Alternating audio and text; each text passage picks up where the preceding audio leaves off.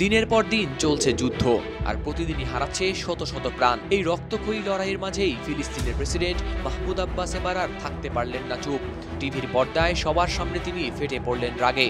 হামাসকে কুকুরের বাচ্চা বলে কড়া ভাষায় দিলেন গালি। তার চোখে মুখে ছিল ক্ষোভ, কণ্ঠে ঝরছিল দীর্ঘদিনের জমানো হতাশা। একনল হ্যান্ড ওয়াশ 100% প্যারাবেন ফ্রি, তাই নিরাপদ হাতের জন্য আস্থা রাখুন একনলে। ফিলিস্তিনি কর্তৃপক্ষের সেন্ট্রাল কাউন্সিলের বৈঠকে আব্বাস জানান, আর চলতে দেওয়া যাবে না এই যুদ্ধ।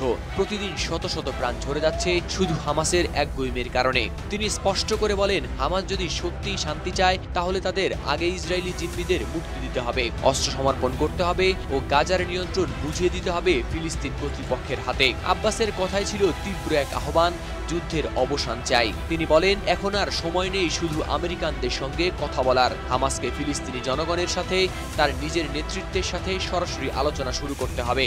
তার এই বক্তব্যকে বিশ্লেষকরা বলছেন, গত 18 মাসে গাজায় চলমান রক্তক্ষয়ী যুদ্ধের পর হামাসের বিরুদ্ধে তার সবচেয়ে কঠিন ভাষার প্রকাশ।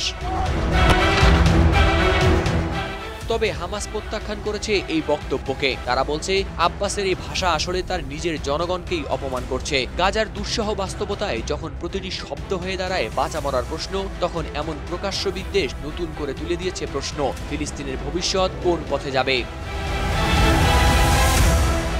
হাওলাদার শামীম, RTV।